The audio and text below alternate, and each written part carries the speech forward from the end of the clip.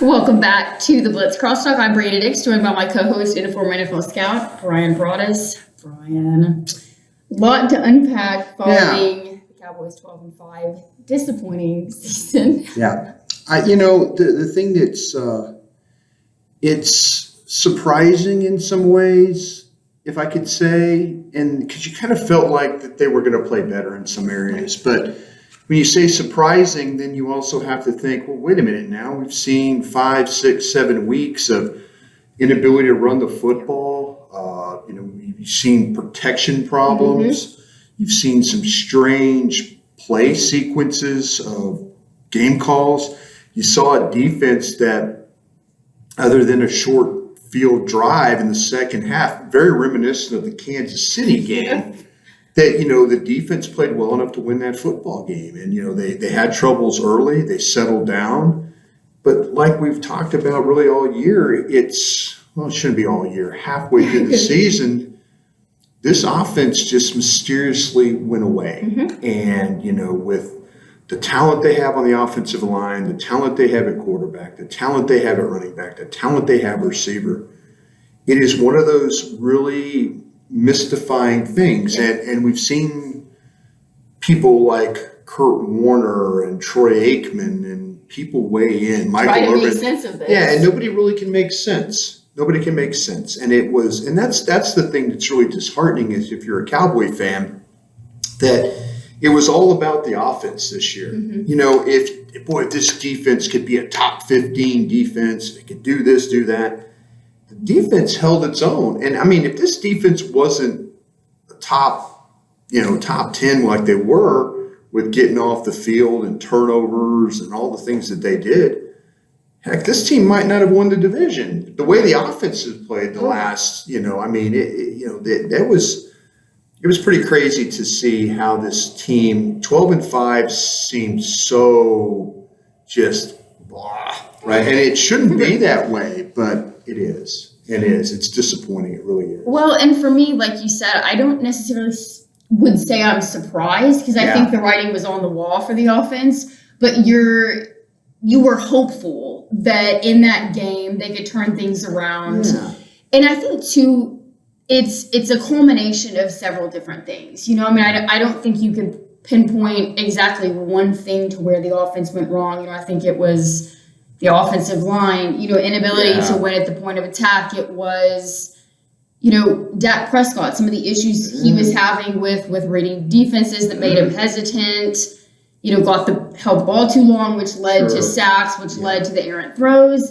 And two, defenses were playing this team the same way through the latter part of the season. There's a reason teams weren't blitzing. There was a reason teams weren't playing man coverage. They were using the 2-high shell. They were using cover 4. Yeah. So the Cowboys should have been able to exploit the middle of the field. They should have been able to, beat 49ers with, the underneath routes. But they didn't. Why did Tony Pollard have 6 touches? Why did CeeDee Lamb only have 3 snaps in the slot? Right. And I think when you look at, and I'll get your input on this in a sec, but when you look to it at the play calling, I think so many other teams and offensive coordinators, they have several concepts from the same look, but the Cowboys, they don't.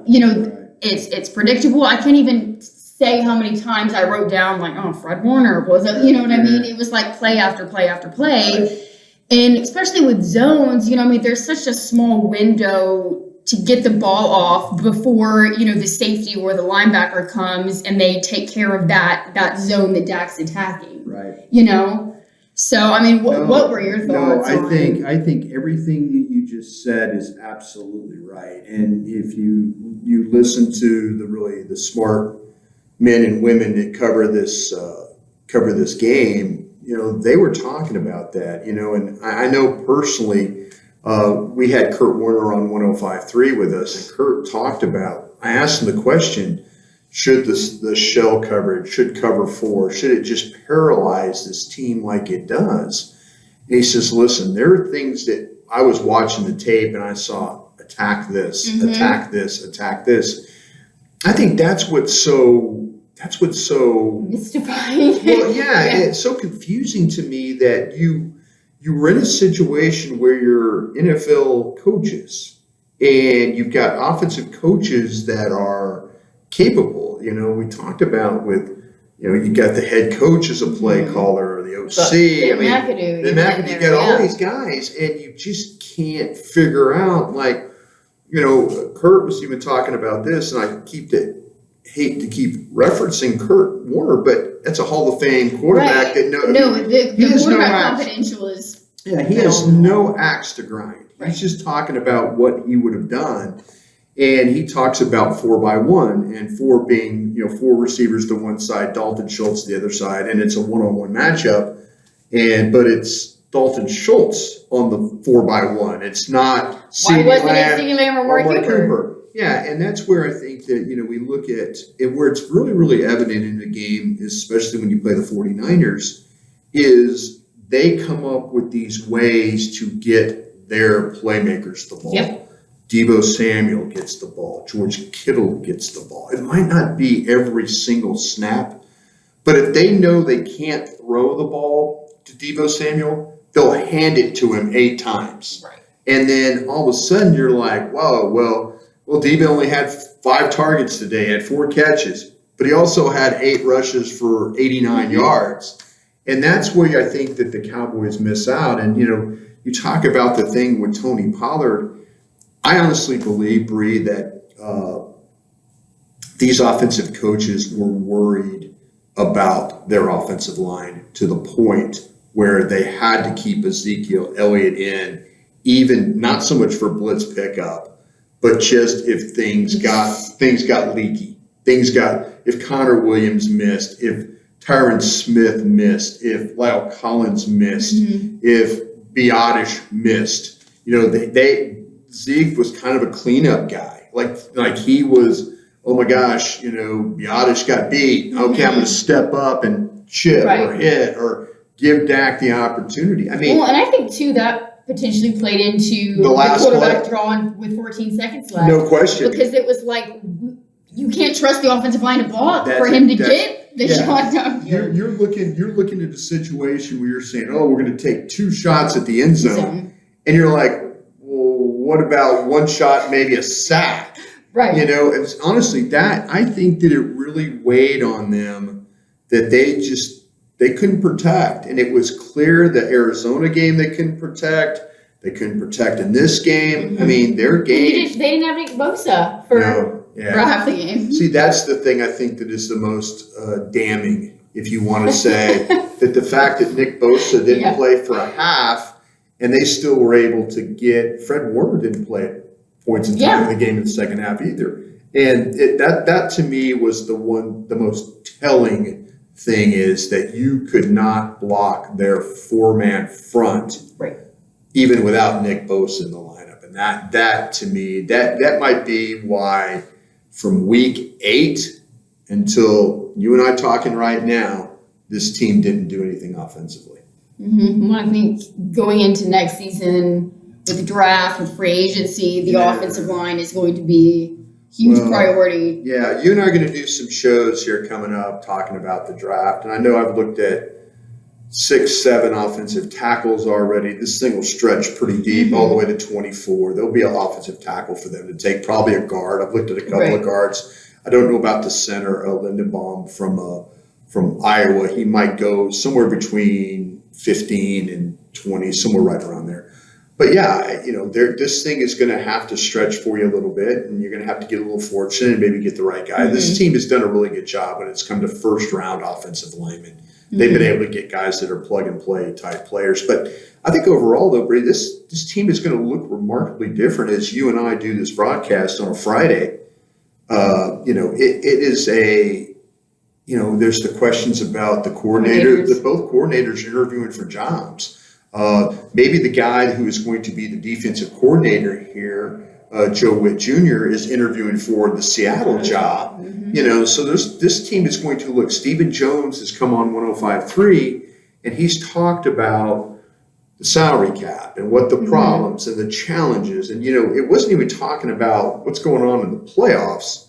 It was talking about the challenges they have with the cap. I mean, he was immediately going into that instead of saying, well, we've got the 49ers this week. Boy, you know what? I mean, it was salary cap talk. His mind was already thinking ahead, and that's the real shame of things here right now is that it's 25, 26 years of like playoff football and stuff, but not getting, this team, if it just offensively would have been, maybe even a quarter of what it was the first 6 weeks, maybe it'd be a lot different story right now. But the way you lost these games, to Arizona offensively, to San Francisco, both home games. I mean, think about that. We've even the Raiders loss, the Denver loss, that cost you an opportunity for the second seed in the playoffs, and that could have been Philadelphia coming here instead of San Francisco coming here.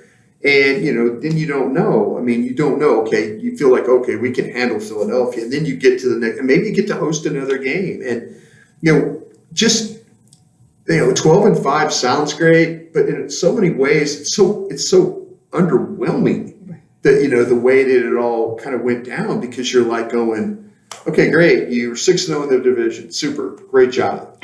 You beat New England, who was a playoff team. You beat the Chargers, who weren't a playoff team. Carolina, there were some wins along the way. At the time, you're glad you had them.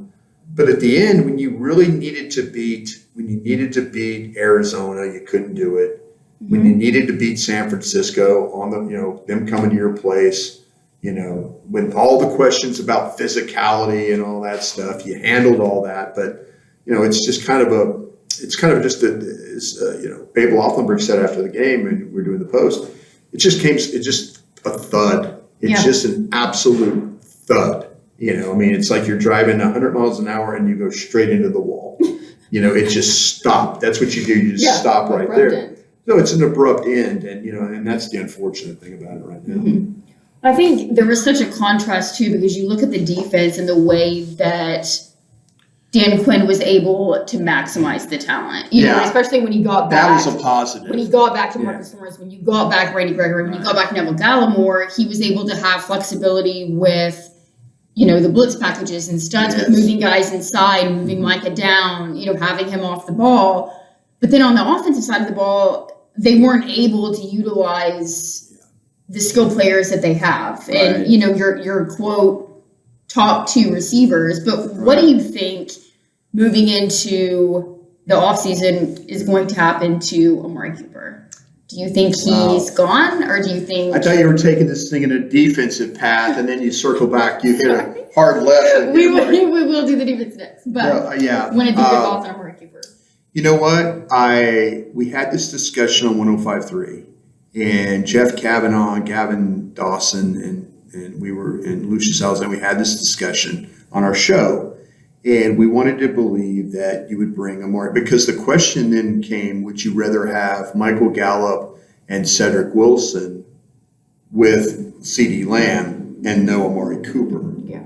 And Jeff and I both said we would probably rather have Amari Cooper. But again, that's us. Them, that's $26 million, I believe. That's right around there, maybe $22 million or something like that. I know it's like it's like $16 million cap savings I think it's 22. So anyway, but yeah, it's the thing where you look at it and you say, that's a huge cap savings right there. I think there is, and I hope this isn't reckless, but then again, I do reckless radio every day. Bring it on, Brian. Yeah, no, I mean, to me, it's a little bit about, has Amari Cooper worn out his welcome here? Mm-hmm. Has Amari Cooper, with the stuff with the COVID, has it, did you feel like you lost games with that unnecessarily? Again, I'm not advocating getting the shots or not getting the shots. I'm just saying, though, from a organizational standpoint, they lost 3 games with him because of some COVID. Mm-hmm. Now, the way the games fell were a little bit of a problem for them because they weren't spaced out. But they lost games there. He tends to be banged up. He tends not to be healthy enough to play. And so, you worry about that. You worry about, does the organization say it's not worth it to have now he'll line up and play, but what's the availability for practice and stuff like that? And obviously Amari Cooper needs to practice, to play. I mean, we've seen him in games and he's looked really, really great when he's able to do that practice stuff. And then other times when he couldn't practice, maybe it was a little bit, the game wasn't as good as what it needed to be. My gut feeling is that the organization are weighing that. You and I can say, he needs to come back. Absolutely, he's one of the best players you got. The organization can look at it and say, often hurt. The COVID situation didn't help our demeanor at all, and we need that money. And we can do something else with that money, or we can go draft or do what we have to do. So there's a side of me that believes that they're looking and weighing all options. I'm not going to flat come here and say that they're going to get rid of him. But if they moved on from him, I wouldn't be surprised. Yeah. Well, and I'm like you. I would rather have him in the lineup. I think he's one of the best route runners in the league. I don't really think you can argue that. See, it's funny that you say that because that's always the first thing somebody says. You always say he's one of the best route runners in the league. You always say that first. And I'm not busting on you for saying it, but that's the first thing you say. But then did the route running get him open to where they were making plays? Right. The question really needs to be, and now let's see if you can answer this, how do you get him the ball? I mean, if he's the best route runner in the league, he should be open every single time, or one of the best. He should be open. And, they can't find him. They can't find him. They can't find CD. They can't, they can't find these guys. The only guys they find is like Dalton Schultz. Yeah, Cedric Wilson and Dalton Schultz. That's the only guys that they tend to find. And so to me, that's the issue that you're running into right now is the first thing you say is, he's the best route runner. Does the best route runner get open enough for you to make plays? Is that the quarterback? Is that the route runner? Is that the offensive coordinator? There's just so many things that you look at. And I'm curious what you think about, because I know you were probably going to give me a great answer before I interrupt you about this. But that's the first thing you say about Amari Cooper. Not you, everybody. Great route runner. That's the first thing you say. It's not, often hurt, doesn't do what he, not always available, that's some of the things that I don't hear people say, but you have to, that's part of what it is. Well, and I think one of the main questions too that they're going to have to ask is what has happened to the rapport that you had, or even potentially that you had at the beginning of the season and in spurts and previous seasons that's just not here. Right. Because you look at what the Cowboys offense was prior to Amari Cooper coming from the Raiders, what it was after. It was night and day. Right. How he was able to transform the offensive attack and really give, ignite that offense, give him a push when he came. But now you're seeing, and I think the front office too, like you mentioned, you're getting the sense that they're going to move on. Whether it was Jerry Jones's comments after the COVID situation, or even when Amari Cooper made comments about the miscommunication all over the offense, whether it be running backs, tight ends, the offensive line, Dak. It's funny. And then, then Jerry Jones went on to just describe how the route running needs to be better and more crisp. And, and I think when you watch tape, sure, there's instances where Amari isn't open or teams, but at the same time, there's also a lot of instances where Dak has pressure in his face. He's hesitant. His eyes are in the wrong place, and he's not getting the ball out. That's not Amari's fault. Yeah. He was wide open. Right. And I think, and I was watching the Kurt Warner QB Confidential, which is, like you mentioned, phenomenal, by the way. But there was a play where you had several guys going deep, but then you had Amari Cooper going on and out. Right. And Kurt said, I'm pretty sure Amari did what he was supposed to. His eyes were in the right place. He turned, he got his eyes to Dak, and Dak just missed him. And that's, so I think you have to weigh a lot of. I think you're totally onto this, because to me, Amari Cooper, like you mentioned, runs good routes. There's no question about that. But you talk about communication. It appears that Amari was saying stuff that was different. Right. Dak was saying stuff that was different. The owner, general manager was saying stuff that was different. So nobody really had a really clean answer why. And, you're right. And Kurt pointed out, Maury Cooper's probably going to run the right route 95% of the time. Yeah. But your quarterback, if your quarterback is under duress or your quarterback is in a mode, It speeds up the reading process of it. I mean, it's just amazing to me that teams were able to paralyze the Cowboys offensively the way they were, especially passing the football. They knew you were going to run the ball. They knew you had no Broken. you had no running game. You had no running. So all of a sudden it's like, let's play pass defense. Yeah. But then you made the quarterback have to play in the game when and he wasn't good enough. The offensive coordinator wasn't good enough. The quarterback wasn't good enough.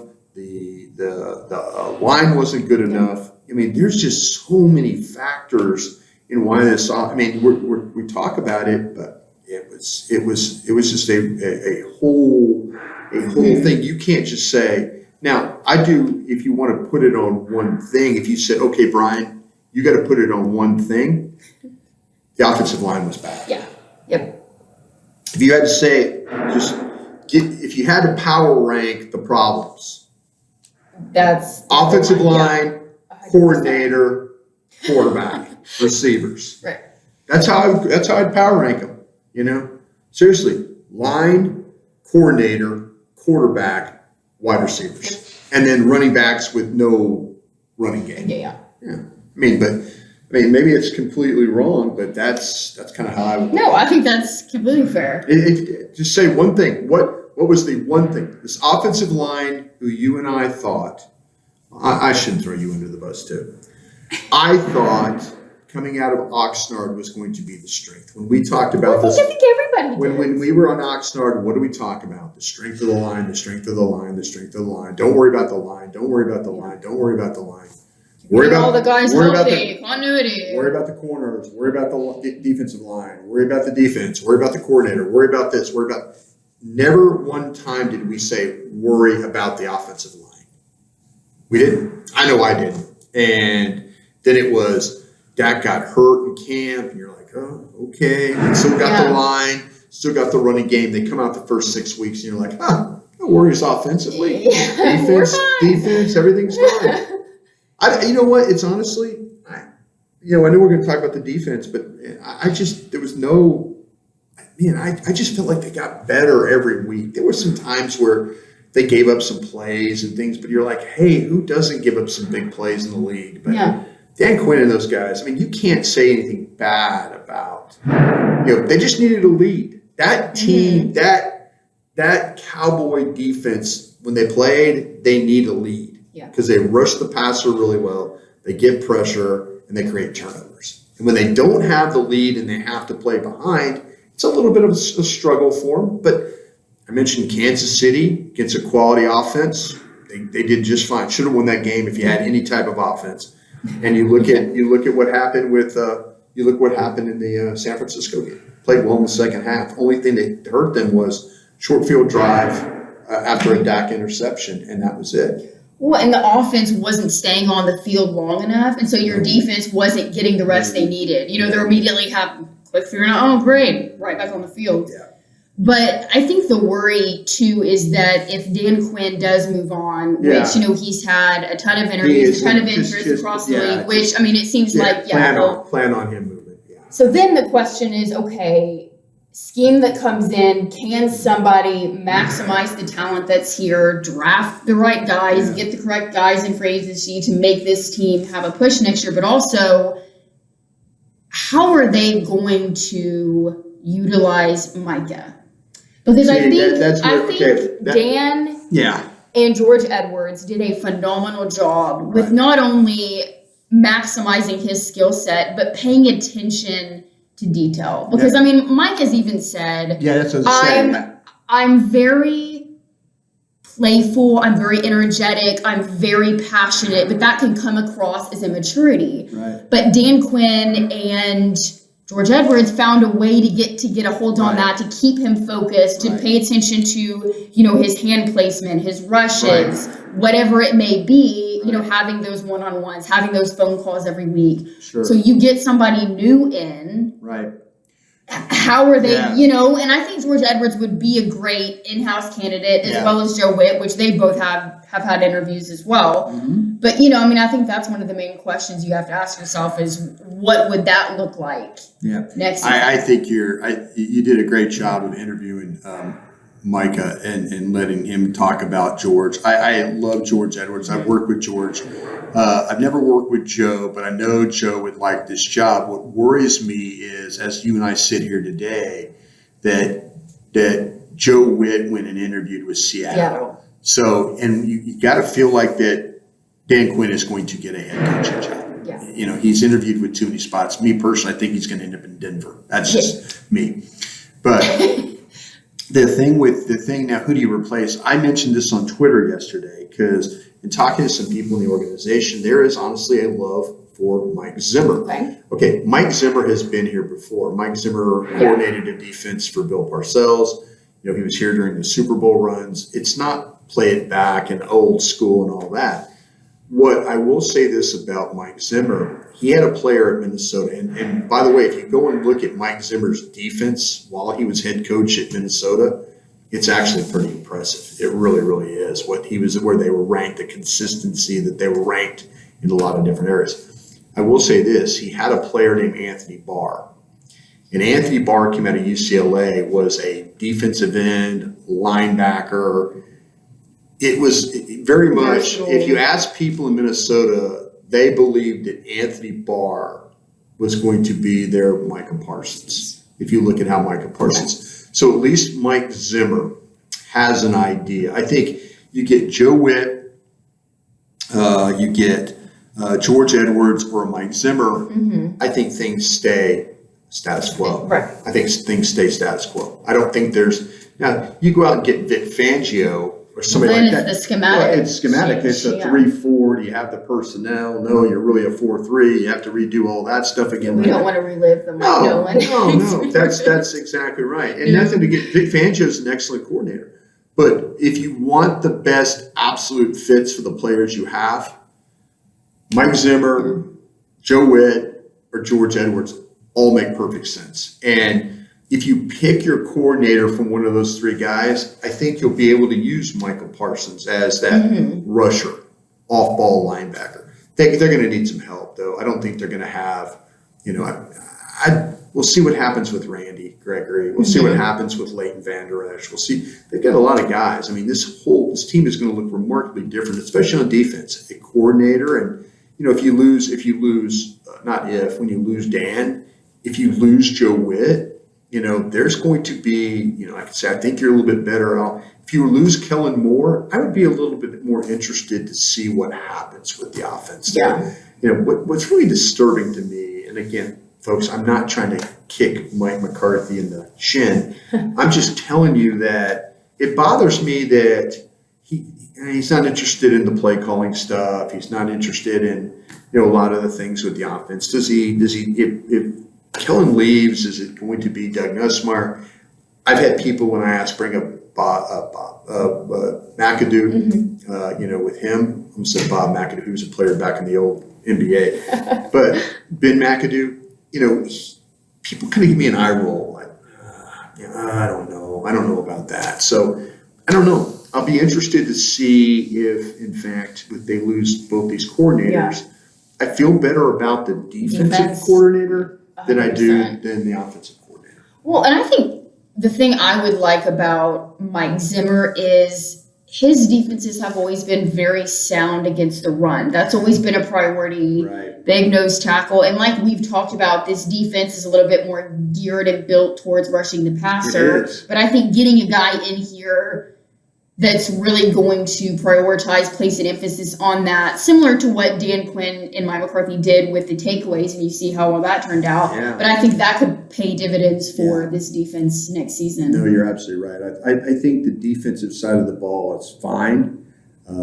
It's bad to lose DQ, and maybe you lose one or two. Maybe you lose your defensive line coach along the way. But I know Mike Zimmer has Andre Patterson, who was here a long time. His son coaches. There might be some, I kind of feel like that. We'll see if if Mike Zimmer takes this job, I'm interested to see if George Edwards stays.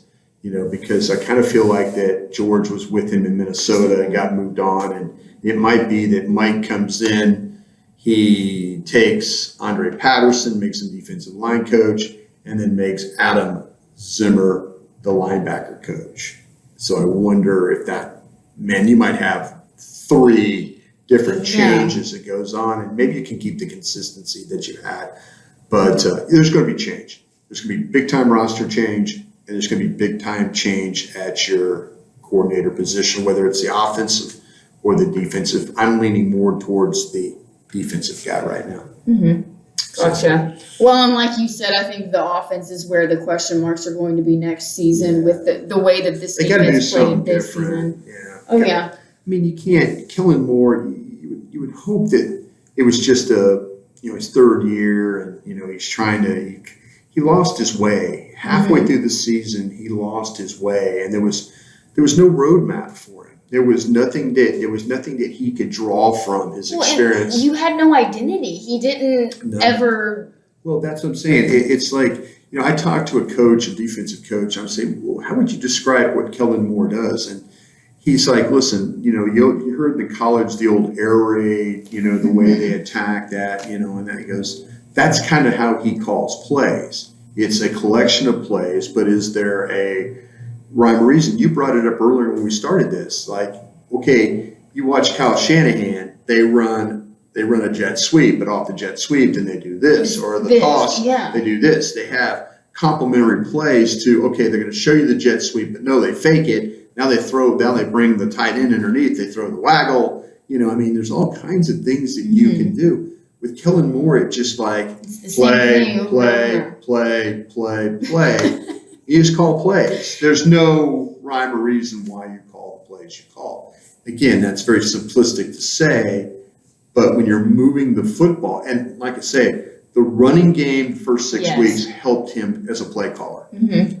Without it, and it helped Dak. That's where he thrives and is most beneficial for him. Right. The last 10 weeks without the running game, it killed your quarterback and it killed your offense. And I'm not saying you have to be, the crusty guy that says run the ball.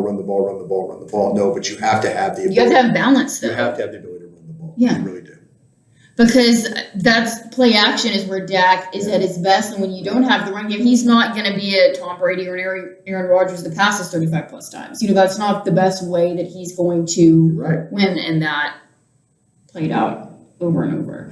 But real quick before we head out, I wanted to touch on Micah Parsons for the phenomenal season that he had. Mm-hmm. So just through your time as a scout, your time in the league, have you ever, or can you recall a player that's had as big of an impact where offensive coordinators had to game plan for him? Well, you could talk about the good rushers, like the Bosa's that's come in the leagues and stuff like that, where they with the TJ Watt and people like that. They come in and just have for a guy that just was an off the ball linebacker that you saw to be a pass rusher, to be a guy that makes every single tackle. It appears like, this is you're talking rare air right there. And so I think with Micah, I think the thing that was great about Micah is he never hit the wall. Yeah. You always worry about these rookies like week 13 and the last 4 weeks they're gassed because they haven't played this much football.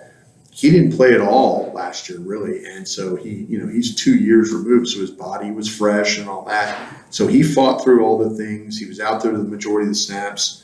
They used him in a lot of really unique and creative ways, and that's to his credit. And you should be able to, not to say you go out and find players like him, but there's your mold. If you want to say, hey, go find a guy. Now, it's kind of like trying to go find Darren Woodson at safety. There's your mold, but you really don't, those guys don't come along. And I think with Micah, though, the whole thing that he was able, if you remember, and you were standing out there in OTAs and mini camps, they threw a lot at him. Oh, yes, they did. They were putting him everywhere. He was a rusher. He came back.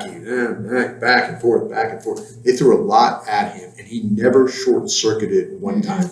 Never looked like he was lost or busted or anything like that. So rare player, you'd have to put him in those first year guys again, like the Bosas, the Watts, people like that. Awesome. Yeah. Well, we will. Let's talk about this see draft. when- yeah. You want to talk about this my draft gosh, sometime? Yeah. That's what we can look forward to at this point. Yeah, no, I think so. Free Free agency in the draft. I mean, we'll let things kind of simmer down, let the smoke clear a little bit, and then you get back into these things and kind of figure out, who they're going to take. 24 is kind of that spot. You're right on the edge of your first round grades. You're somewhere between 18 and 20. First round grades generally on there, and so you'll be looking at probably a second round talent, but that's maybe somebody slides down, maybe CeeDee Lamb gets to you, maybe Micah Parsons gets to you, maybe somebody like that gets to you. So, you just have to sit there and make that, just wait and let the draft come to you. Maybe you have to come up a little bit. We'll see. But it will be a good offseason. It'll be an interesting offseason from the coaching aspect. Yes. But then an even more interesting aspect is, okay, what players would you target at that spot? And you and I'll cover that. We'll figure it out. We will have some more Blitz crosstalk coming on the draft and free agency acquisitions and the coaching changes. So this video will be up on YouTube later today, but stay tuned for more of Where can you find it? Where can you find this? On my YouTube channel, Brianna Dix. Check it out. Videos, yes, all the videos that we've done this season are up on the channel. And check us out on social media as well.